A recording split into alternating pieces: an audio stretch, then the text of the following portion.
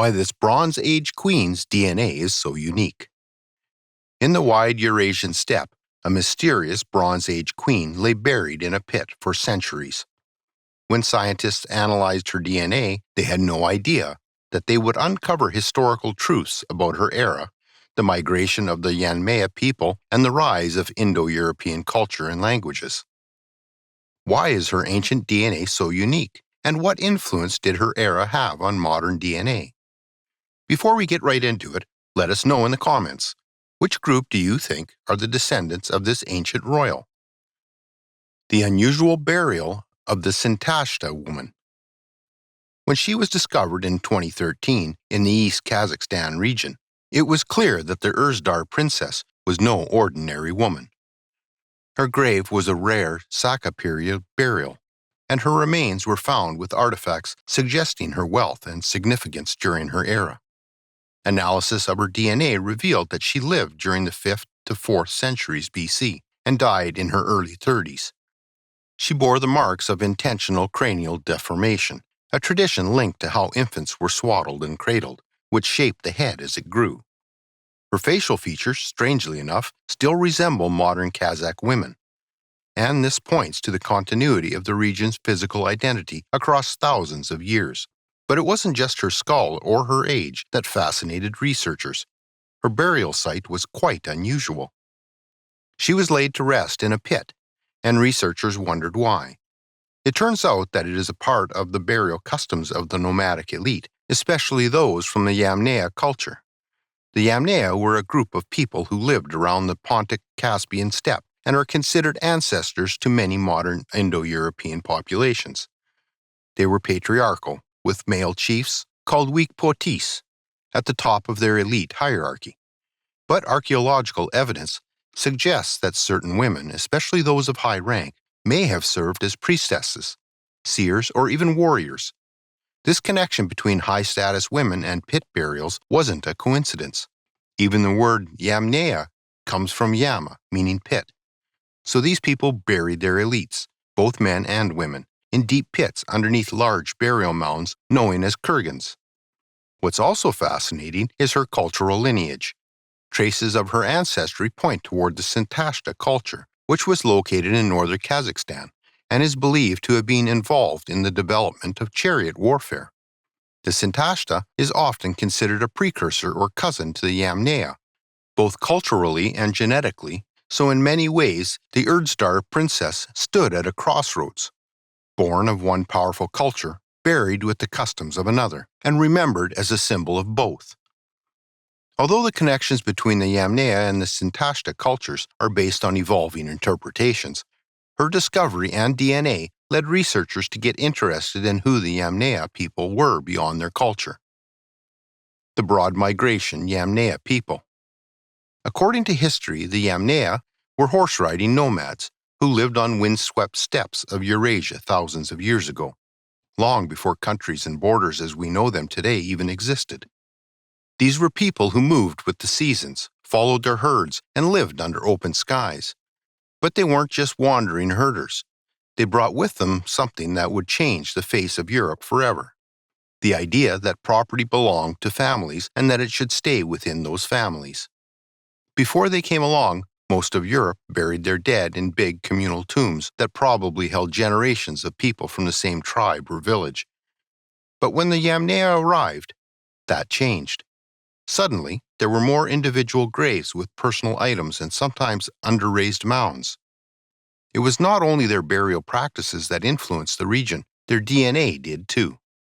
In a set of genetic studies published in Nature, scientists dug into the ancient bones of 170 individuals from Europe and Asia, dating back between 5,000 and 3,000 years ago.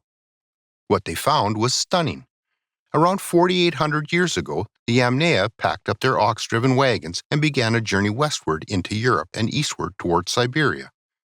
And wherever they went, they left behind their genetic legacy. In the West, they mingled with the farming communities already living there, giving rise to what we now call the corded ware culture. But they didn't stop in Europe. They pushed all the way east, crossing the Ural Mountains and ending up in deep Central Asia, even reaching the Altai Mountains of Siberia. Instead of just passing through, they took root, replacing the local hunter-gatherers and influencing the genetic makeup of the entire region. As scientists turned to DNA analysis, things got even more interesting. A team led by S.K. Willerslev compared the genes of over 100 ancient people from across Europe and Asia. The team found out that the Yamnaya people from the Samara Valley in Russia were genetically almost identical to the Afanasevo people of the Altai. This wasn't a coincidence. It confirmed what archaeologists had suspected for years, that there had been a massive migration, a great eastward movement of people who brought their way of life, their rituals, and their bloodlines with them. But what made the East different from Europe was what the archaeologists found, or didn't find, when they got there. The influence of the Yamnaya culture in Europe. In Europe, the Yamnaya had moved in and mixed with the farmers who already lived there. They brought new languages, perhaps even the early form of Proto-Indo-European, and had children with the locals so their genes combined. But in the lands of southern Siberia, the story was different. There weren't many people around to have children with, so instead of merely living together with the people, the Yamnaya seemed to have taken over completely. The old hunter-gatherer groups gradually reduced until they were predominantly influenced by this new culture. The Afanasevo, as this eastern branch of the Yamnaya came to be known, didn't just settle, they spread. Their influence reached deep into Central Asia, and possibly even as far as Mongolia and early China. But they weren't alone forever. New groups eventually rose to power and took their place. One of them was the Sintashta, sometimes referred to as the Andronova culture. These were warrior people, famous for their use of chariots and conquering lands.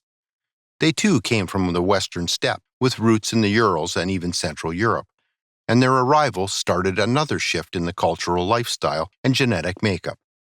What's impressive is how this shaped the people of Central Asia. For a long time, many of the inhabitants of this region shared steppe ancestry with Europeans rather than with modern Asians.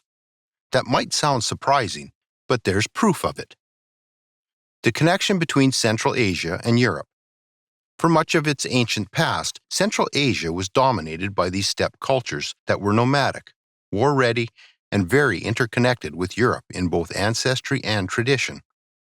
It wasn't until around 2,000 years ago that this started to change. New migrations came from the east, bringing in people from what is now China, Mongolia, and other parts of East Asia. These were the ancestors of today's Central Asians, and they were groups like the Karasuk and the Mezoskuya. They brought new languages and new ways of life, and slowly began to replace or cohabit with the people who had been living there for centuries. According to population geneticist Izov Lazaridis, we now have samples all the way from Spain and the Atlantic Ocean to Central Siberia to study the DNA of people from over 4,000 years ago because of the Yamnaya culture migrations that influenced the genetics of modern Europeans and Asians in the process.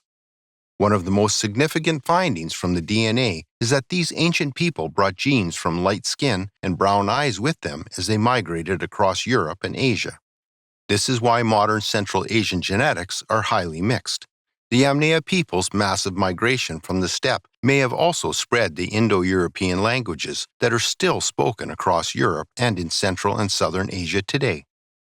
This includes languages such as Italian, German, Slavic, Hindi, and many others.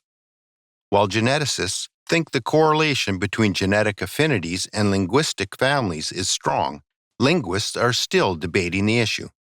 Paleogeneticist Johannes Krauss says that the studies of the DNA provide more evidence of a mass migration at the end of the Neolithic from the Pontic steppe region into Central Europe. This migration is believed to have a huge impact on the genetics of modern Europeans.